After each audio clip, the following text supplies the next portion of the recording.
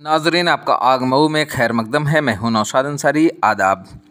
National public school हकीकतपुरा Mau में annual function यानी सालाना तकरीब का इनेकाद किया गया, जिसमें बतौर मेहमान खुसूसी घोसी एमपी राजू राय ने शिरकत की, जबकि बतौर मेहमान एजाज़ी साबिक राज्यसभा एमपी सालिम अंसारी और साबिक चेयरमैन तैयब पालकी ने शिरकत की। इस दौरान फर्स्ट, सेकेंड और थर्ड पोजीशन हासिल करने वाले तलबा और तालबात को एजाज़ से सरफराज किया गया। इससे कबल स्कूल के बच्चों ने मुख्तलिफ सकाफ़ती प्रोग्राम पेश किए, जिसमें ख़ास तौर से साबिक सदर जमहूरिया हिंद डॉक्टर APJ अब्दुल कलाम और सोशल मीडिया के बेजा इस्तेमाल किए जाने से मुतल्लिक बेहतरीन मैसेज देते हुए मोबाइल के सही इस्तेमाल करने पर जोर दिया। नीज़ बच्चों के तईं वालदैन की ज़िम्मेदारियाँ और बच्चों के तईं तालीम की अहमियत व अफादियत पर खुसूसी जोर दिया गया। इस दौरान मेहमान खुसूसी राजू राय ने खिताब करते हुए कहा कि ज़िंदगी में चैलेंजेस को कबूल करना, पढ़ना और आगे बढ़ना, चाहे जैसे भी मसाइल दरपेश हों, मायूस न होना और चैलेंज को कबूल करने से ही कामयाबी और कामरानी हासिल होगी। उन्होंने मज़ीद कहा कि टीचर्स को भी चाहिए कि बच्चों को क्रिटिसाइज़ न करें और उनकी हौसला अफजाई करें। साबिक राज्यसभा एमपी सालिम अंसारी ने कहा कि तालीम के बगैर किसी भी तरह की कामयाबी का तस्वर करना फजूल है। उन्होंने बच्चों को नसीहत करते हुए कहा कि अपना ideal doctor APJ Abdul Kalam और दीगर शख्सियात को बनाएं, न कि शहाबुद्दीन अतीक, मुख्तार अंसारी वगैरह वगैरह को। उन्होंने कहा कि वालिदैन को चाहिए कि वो बच्चों की छोटी छोटी गलतियों पर ध्यान दें, क्योंकि बच्चे छोटी छोटी गलती करते हैं। अगर वालिदैन तवज्जो नहीं देंगे तो वही गलतियां बड़ी करने लगेंगे, जिससे बच्चों की ज़िंदगी ख़राब होने लगती है। आइए नाज़रीन, हम आपको पूरी तफसीलात दिखाते हैं और सुनाते हैं क्या कहते हैं मेहमान खुसूसी, मेहमान एजाज़ी और इंजीनियर शोएब नुमानी, जो स्कूल के मैनेजर हैं। आग न्यूज़ के लिए मऊ से ब्यूरो रिपोर्ट। सर, आज किस तरीके का प्रोग्राम था? शोएब नुमानी साहब का आमंत्रण था। चेयरमैन साहब आ रहे थे, हमारे गुरुजी आ रहे थे और बच्चों के बीच में मेरा दिल लगता है, तो इसके एनुअल फंक्शन में मैं आया हूँ।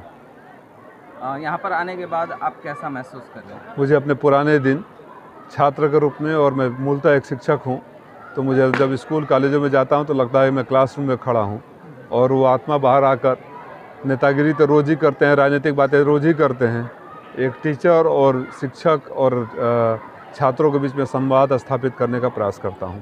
एडवांस एजुकेशन के दौर में पेरेंट्स की जिम्मेदारियां या बच्चों के तई पेरेंट्स को लेके कुछ मायूसी आ रही है, तो इस पर क्या कहेंगे? उसको बात मैंने बोला ना, सबकी जिम्मेदारी होती है। अकेला बच्चा कुछ नहीं कर सकता है जब तक माँ बाप और पेरेंट्स दोनों साथ मिलकर बच्चे को मोटिवेट न करे, गाइड न करे, आगे न बढ़ाए। क्या पैगाम देना चाहते हैं? मऊ की धरती बहुत उपजाऊ धरती है, टैलेंट बहुत ज़्यादा है। ऐसे विद्यालय, ऐसे शिक्षक, ऐसे मैनेजमेंट अगर बच्चों के साथ लगे रहेंगे तो आने वाले वक्त में मऊ का नाम रोशन होगा, इस विद्यालय का भी नाम रोशन होगा। सर, मिल्कीपुर का जो चुनाव है वो सपा हाल में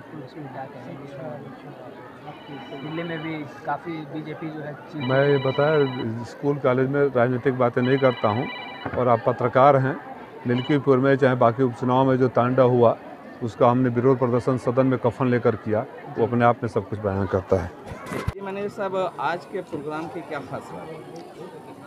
पूरे सेशन में जो बच्चे परफॉर्मेंस करते हैं, या नेशनल पब्लिक स्कूल में ख़ास बात है कि हर पूरे साल में समय समय पे कुछ इवेंट कराती रहती है, जैसे writing competition, drawing competition, debates, ये सारे तरीके किया जाता है ताकि बच्चों के अंदर जो प्रतिभा है छुपी, उसको बाहर निकाला जा सके और उसको मोटिवेट किया जा सके। काफ़ी दिनों के बाद आपके स्कूल ने भव्य प्रोग्राम किया है। नहीं, इससे पहले भी हुआ था। जो कोरोना काल के बाद बच्चे संभल नहीं पाए, गार्जियन संभल नहीं पाए, तो जाहिर सी बात है कि ऐसी कंडीशन में इस तरह के प्रोग्राम को करना बहुत मुनासिब नहीं होता है। हम जिस मुआशरे में रहते हैं, जिस इलाके में रहते हैं, यहाँ बहुत ही संपन्न लोग नहीं रहते हैं। इस चीज़ का ध्यान रखते हुए सारा काम किया जाता है। अब वो कोरोना काल और सारी चीज़ें, जो कोविड के सेशन ख़त्म हो गए, तो बच्चे अब इम्यून पावर मजबूत हो गया और उनसे तमाम हम परफॉर्मेंस करा सकते हैं। बच्चों के पेरेंट्स से कुछ मैसेज देना चाहते हैं? मैं यही कहना चाहूँगा कि पेरेंट्स को, जिस तरीके से हमारे सांसद साहब ने कहा कि बच्चों को फ्रेंडली आप बात करें।